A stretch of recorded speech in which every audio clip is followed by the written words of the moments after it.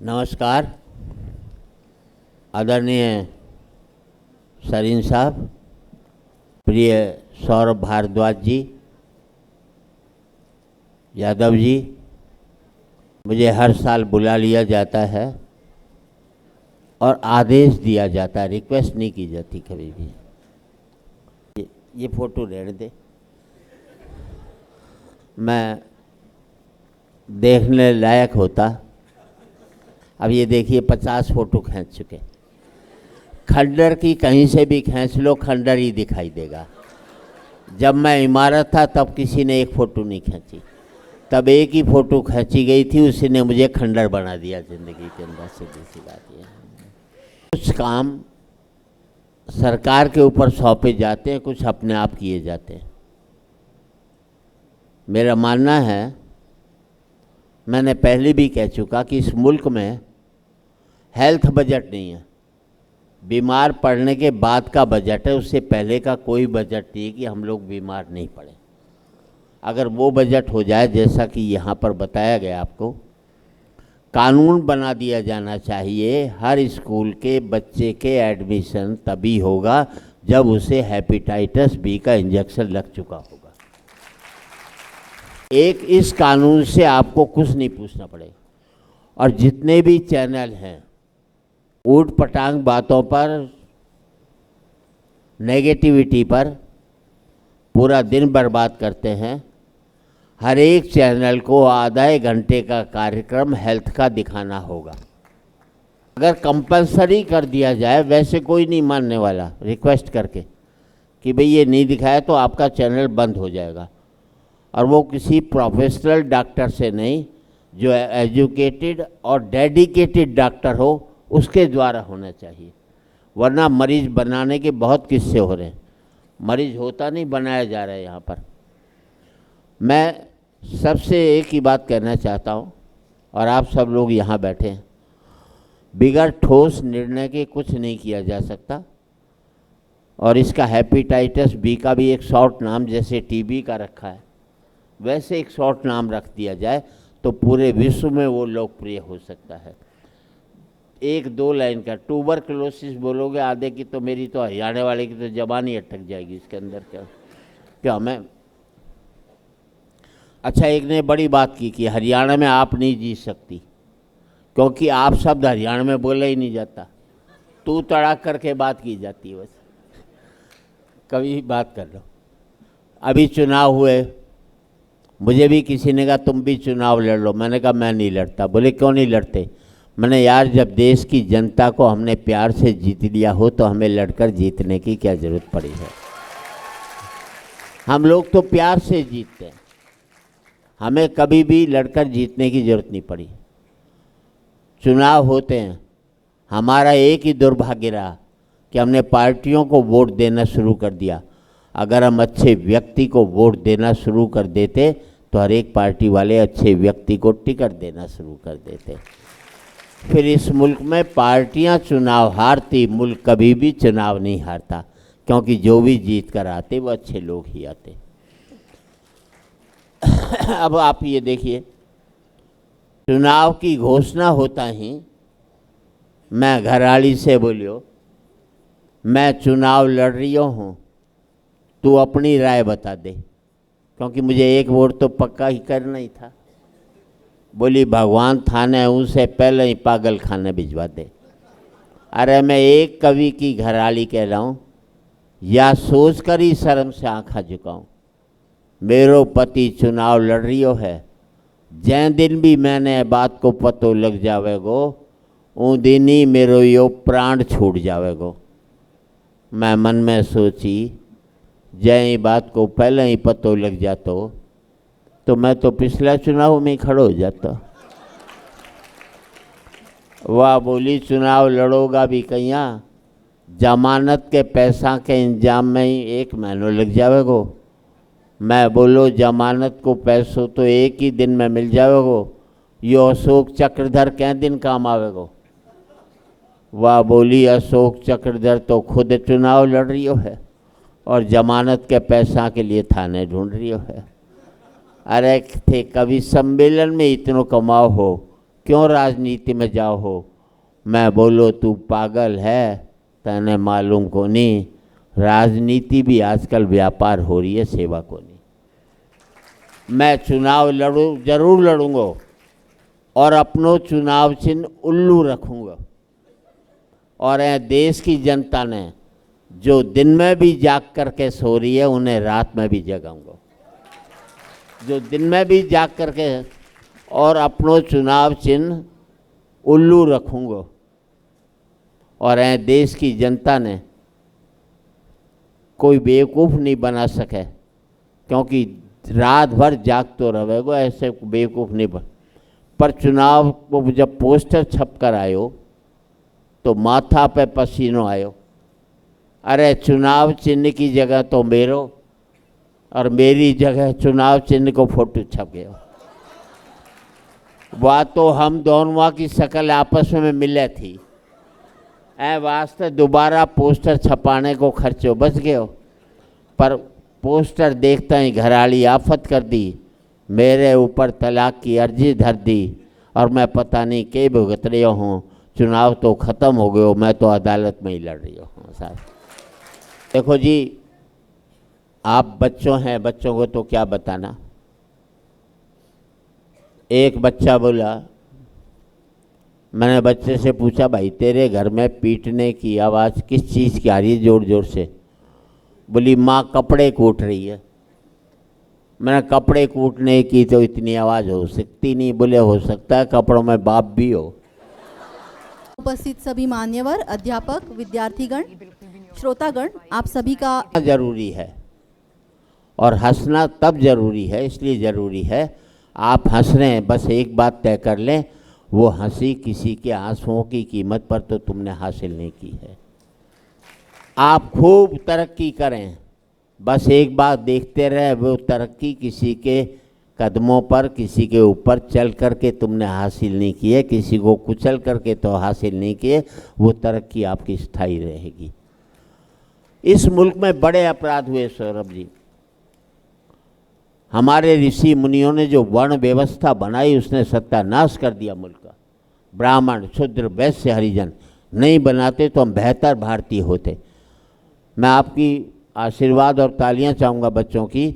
आपको अच्छा लगे तो समझ लेना, मैं आज तक समझ नहीं पाया कि राम तो सबरी के झूठे बेर खा सकता है, लेकिन सबरी राम के मंदिर में क्यों नहीं जा सकती है। काश कि हमने सबरी को राम के मंदिर में जाने दिया होता तो आज ये हालत नहीं होती। मैं आज तक सोच नहीं पाया, जो मेरी गंदगी उठाता है वो मेरे से गंदा कैसे हो सकता है। उसको हमने अपने से बेहतर माना होता तो आज ये स्थितियां मुल्क की पैदा नहीं होती। अभी छोटे छोटे काम पर बड़े बड़े खर्चे हो जाते हैं। अभी बाढ़ वाले दिन आ गई थी, मैं केजरीवाल जी के यहाँ बैठा था, पता लगा कि यमुना के खतरे के निशान से ऊपर हो गई। मैं जी क्यों खर्चा कर रहे हो, 100 रुपये का खर्चा क्यों बेकार बर्बाद कर रहे हो? बोले क्या मतलब? मैंने खतरे के निशान को 1 फुट ऊपर कर दो, यमुना अपने आप नीचे आ लेगी। तो हम तो छोटे छोटे अब सरीन भाई, वो एक महिला मिली वर्ल्ड पीस फाउंडेशन की सेक्रेटरी, उसने कहा शर्मा जी मैंने आपकी कविताएं सुनी, पूरे विश्व में लड़ाई हो रही है, एक मुल्क दूसरे मुल्क पर हमला कर रहा है, आतंकवाद पनप रहा है, विश्व शांति हो जाए, कोई रास्ता बता दो, हमारा सहयोग करो। मैंने सहयोग क्या करना, एक लाइन में रास्ता बता रहा हूँ। बोले बता दो। मैं एक काम कर, विश्व शांति से परेशान में, हाँ मैं कुछ मत कर, तू खुद शांत रहे, बस वर्ल्ड पीस अपने आप आ लेगी। जिस दिन दूसरे का शांत करेंगे तभी वर्ल्ड पीस नहीं आती। हम खुद शांत नहीं रहते, दूसरों को शांत करने की से। और इस मुल्क में दिक्कत यही की है, पूरा संसार मांसाहार होकर के शाकाहार पर प्रवचन देता है। खुद एटम बम बनाना बंद कर दे, वर्ल्ड पीस अपने आप आ लेगी। हथियार तो तुम बना रहे हो यार, हमारे बात पर अच्छी ताली बजनी चाहिए ताकि मंच अच्छी बात कह सके।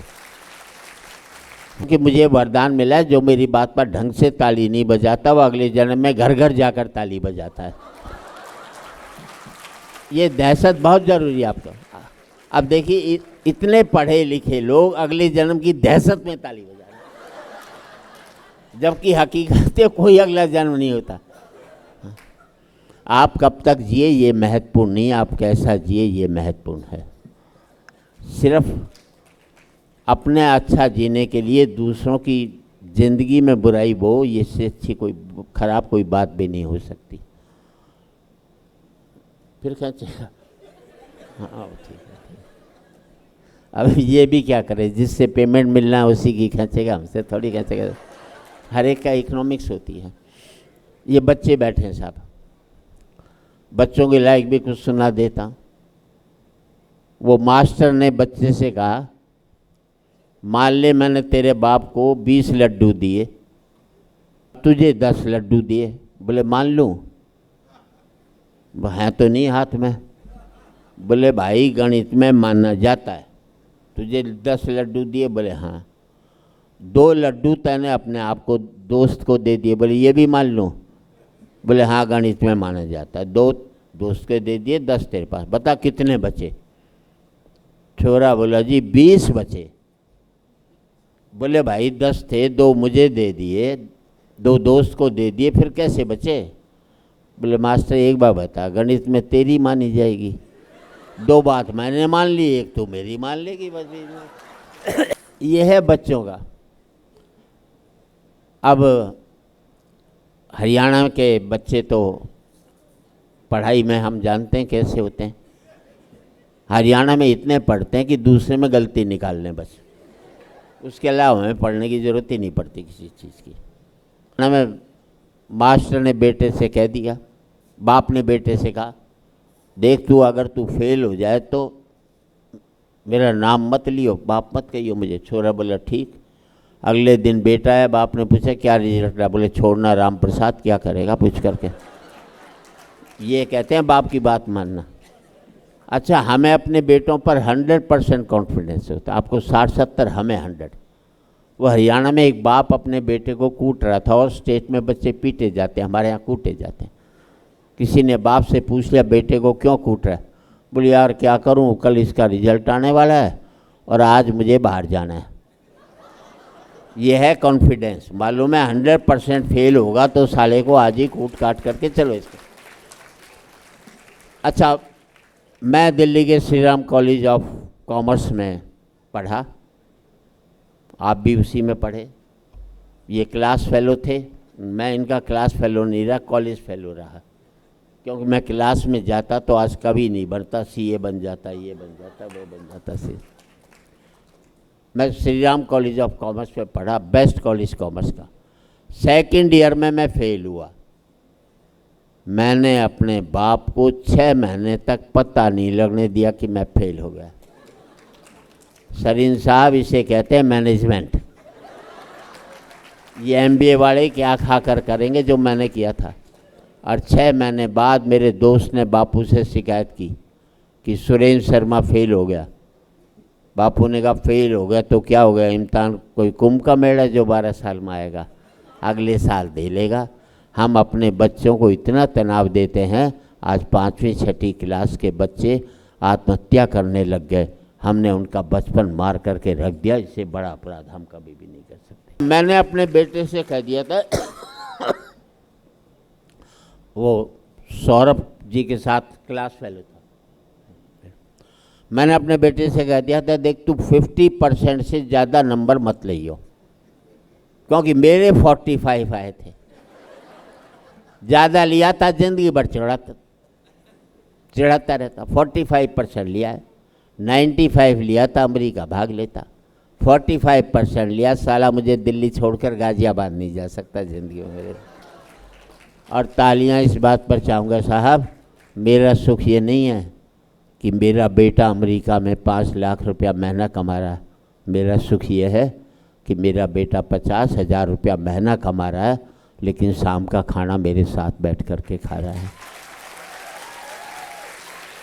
जिंदगी में पैसा एक सुख था, हमने उसको एकमात्र सुख बनाकर अपनी ज़िंदगी में कितने कांटे बोए हैं शायद हमको मालूम भी नहीं होगा साहब। और इन बच्चों का क्या,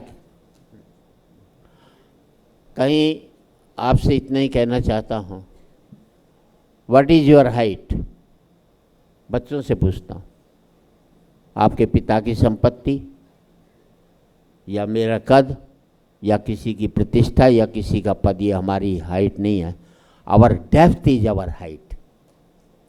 हम में कितनी गहराई है, क्योंकि ऊंचाई नहीं होती है पतंग की, ऊंचाई होती है पेड़ की, कि जितना बड़ा होता है उतना ही धरती में गड़ा होता है, जबकि पतंग की ऊंचाई टिकी रहती है डोर पे, जो कि होती है किसी और के हाथों में, जो जब चाहे उसे ऊंचा उठा दे, जब चाहे किसी से लड़ा दे, जब चाहे धरती पर गिरा दे। अब तुम ही सोच लो, तुम पतंग की ऊंचाई पाना चाहते हो या पेड़ की?